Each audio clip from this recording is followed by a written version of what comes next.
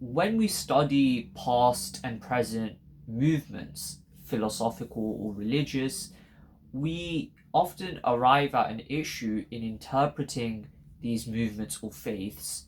You've got this idea of revisionism, or this idea of trying to fit a certain set of ideas into a certain framework. And when I'm talking about revisionism here, I'm not specifically referring to reevaluating certain assumptions we have about the past or challenging preconceived notions that we've just deemed to be facts. That's not what I'm talking about, because we should be critical of the things that we just assume to be true. What I'm specifically talking about is the reinterpretation of past phenomena or past events or certain movements or certain groups to fit a certain narrative. And this is very damaging, one, because that just means it's us back projecting onto history and projecting our own views onto history, so it doesn't really mean anything.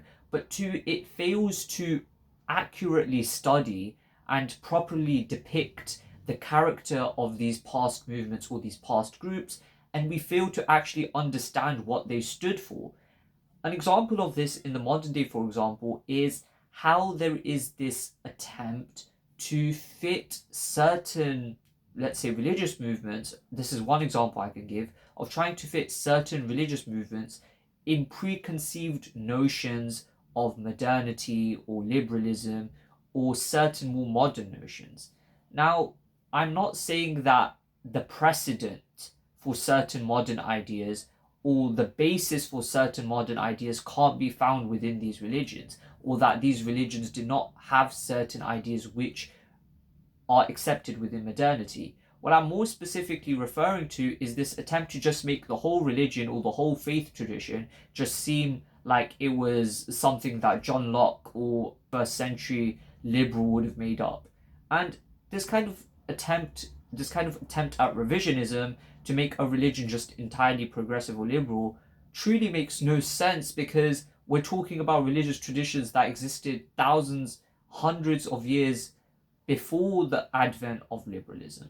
Why this is important to understand is because liberalism and, let's say, progressivism, broadly speaking, in the Western context, were solutions or intellectual developments that occurred due to hundreds of years of intellectual developments within the broader Western civilization. And if that's the case, that these specific conditions within the West led to these specific developments, it seems really absurd to me then to just assert that, let's say, like an old religion, or to say that some past religion just somehow magically arrived at all of these conclusions just coincidentally, that just happened to coincide with modern Western notions. It's a really absurd thing. For example, an example that can be given here, for example, is the idea of the noble savage. The idea of the noble savage is that in the state of nature, people or tribes or groups live in peace, live in harmony, and they reflect this kind of noble attitude. And it is the state or society, the formation of society, which has really led to issues of aggression, issues of crime, issues of moral and legal corruption. But this idea of the noble savage just seems extremely strange, right? To just give a less controversial example, it just seems entirely odd. And the issue is that the idea of the noble savage just so happens to coincide with the thoughts of certain liberal thinkers who advocated for this more progressive attitude that, man in the state of nature was a noble savage, so therefore, if we just lessen state power, or if we just got rid of, like, let's say if we got rid of the chains of the state or societal institution, so to speak, we could achieve this state of the noble savage again.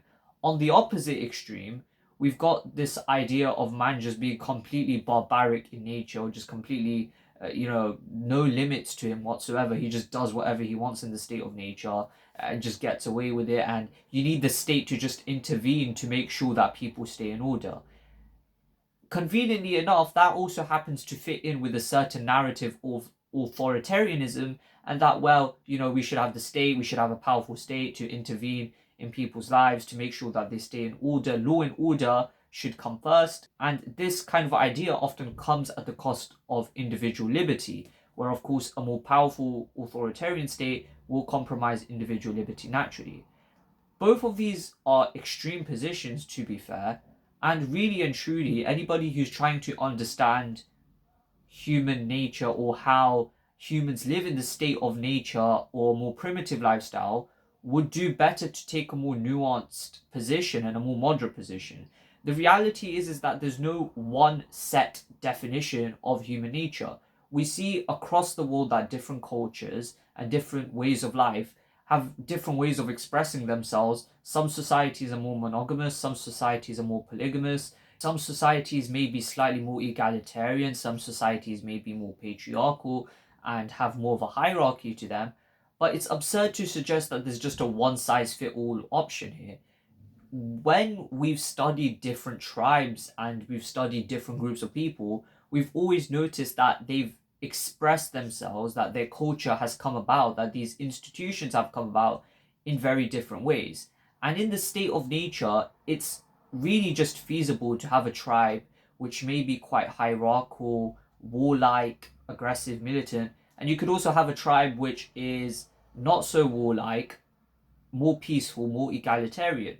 And so you can have a more nuanced position where you can have both of these existing at the same time, or even something more in the middle where they can be slightly militant and still quite peaceful, or they can have a semi hierarchy, so to speak.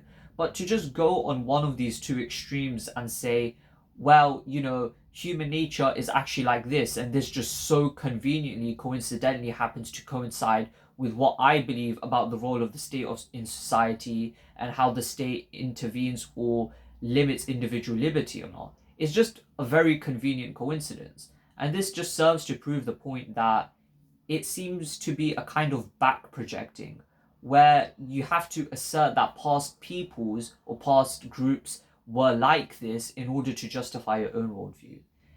In reality, though, this kind of revisionism just doesn't work, because inevitably this kind of idea of just fitting past peoples into a certain category is always going to inevitably come under scrutiny, and it simply just won't correspond to the real world.